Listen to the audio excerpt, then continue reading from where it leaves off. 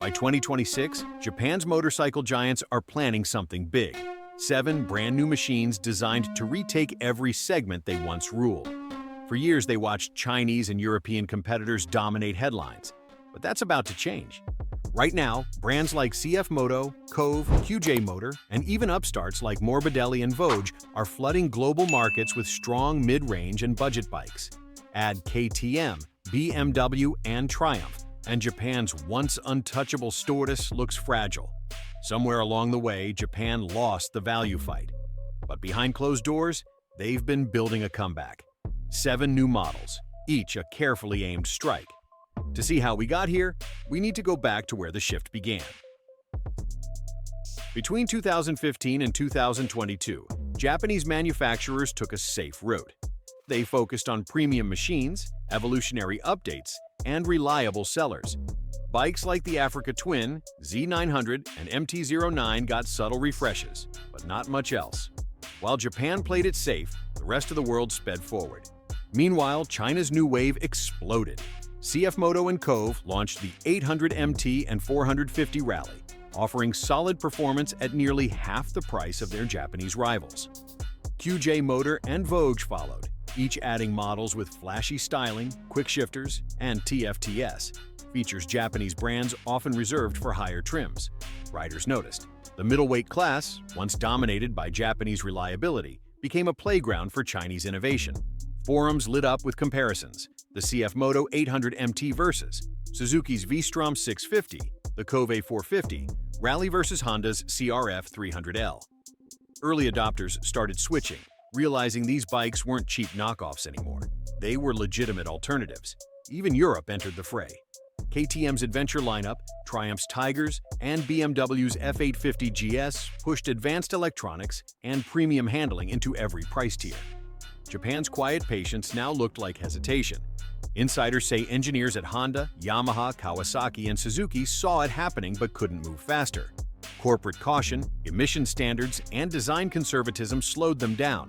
One Japanese executive admitted privately that they underestimated the global shift toward high-spec affordable bikes. But behind that calm surface, Japan wasn't sitting idle. They were planning something bigger, something to remind everyone where motorcycle mastery began. After 2022, the silence broke.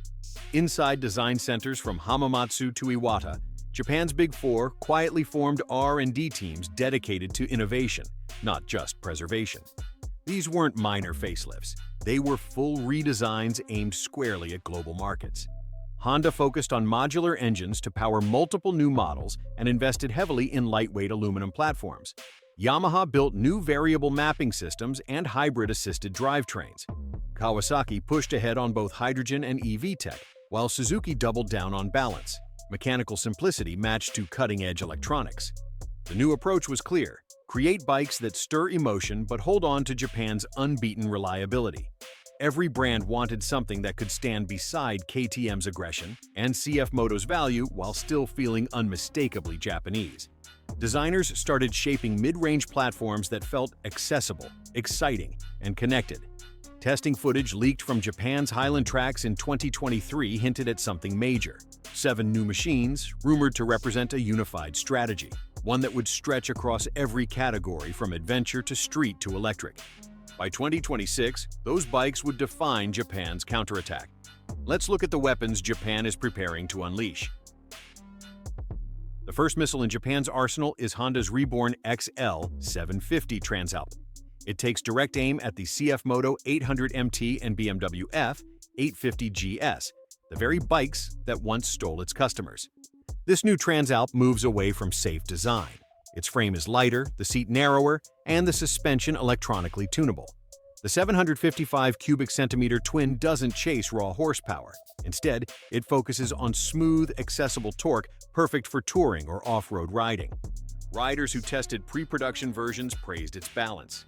They said it felt planted like the GS, but easier to live with, combining Honda's bulletproof reliability with genuine spirit. Where the CFMoto impresses on price and the BMW dazzles on features, the Transalp finds the middle ground: refined, capable, dependable. It's Honda's message to the world: reliability can still thrill. If that was precise, what's coming next hits even harder. Yamaha's MT-09 SP has always been a hooligan.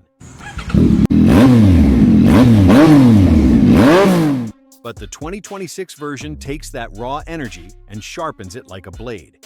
The design team spent 2 years tuning throttle maps using track feedback from racing specialists. New adaptive ride modes analyze input and traction in real time, adjusting the response per corner. Its mission? Knock out rivals like the CFMoto 800 NK and Triumph Street Triple while reminding Europeans that Japan still leads in smooth power delivery. This updated MT-09 adds an AI-based quick shifter that learns your shifting habits and an upgraded semi-active suspension using sensors from Yamaha's racing division. Even with all that tech, it weighs less than most competitors thanks to a new subframe made from reinforced carbon alloy. Riders describe it as telepathic. You think, it moves. It counters Chinese horsepower with Yamaha control. You don't just ride it, you trust it. Kawasaki looked back to hit forward. The new Eliminator 700 blends 1980s charm with modern practicality. Where others chase futuristic lines, this bike pulls riders in with simplicity and heritage. Against competitors like the Voge CU900, QJ Motor SR Cruiser, and Europe's Moto Guzzi V7 Stone, Kawasaki's plan is clear: deliver timeless looks with Japanese precision. The parallel twin engine is tuned for punchy mid-range performance, and its modular frame cuts production costs without sacrificing quality.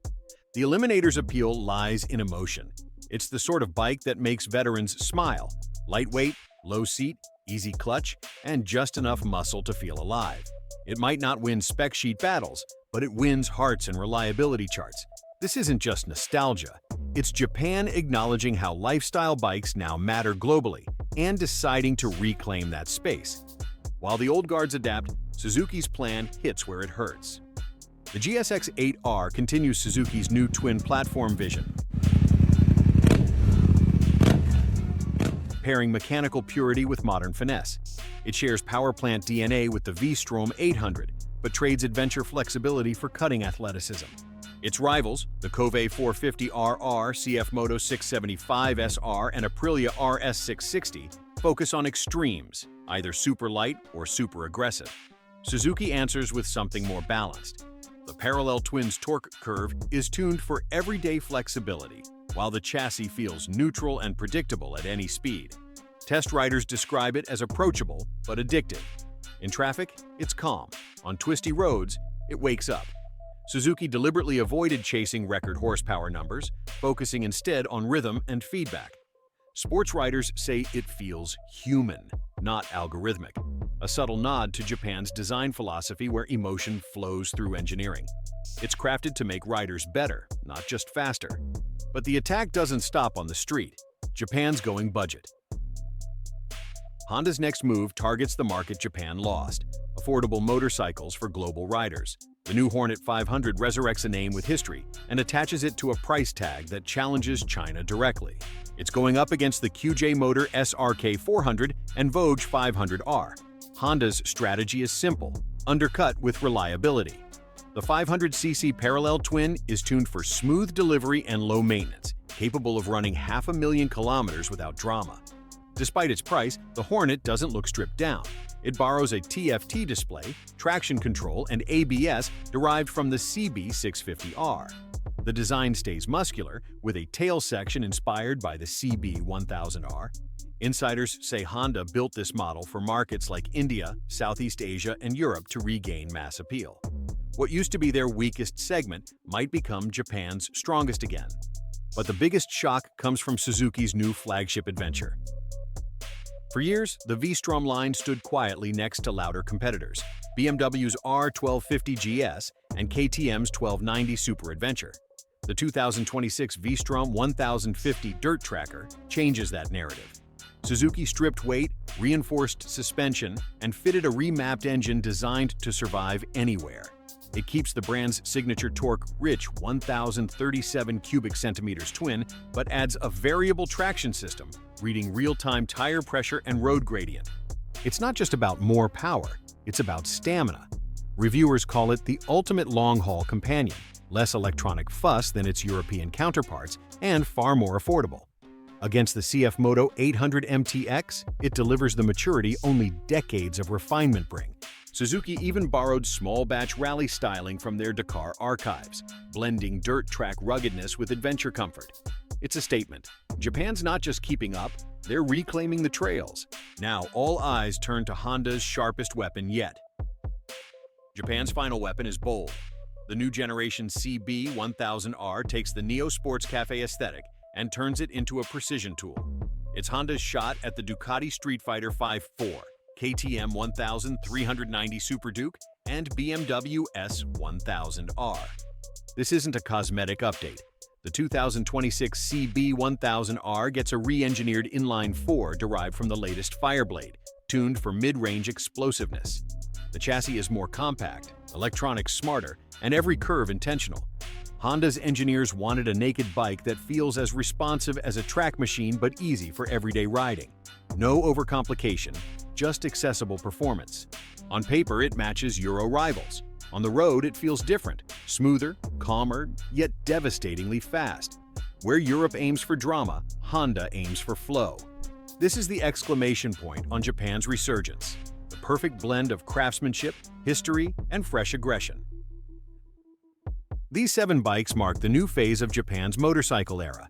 They answer China's rapid rise and Europe's flashy precision, not with imitation, but with refinement and purpose. While CFMoto, Kove, Morbidelli, and Voge pushed the industry forward, they also awakened Japan's creativity. The same 4 companies that defined reliable performance for decades are now reinventing excitement itself. Japan isn't defending its past, it's reshaping its future, one machine at a time. Which one of these secret weapons would you ride first?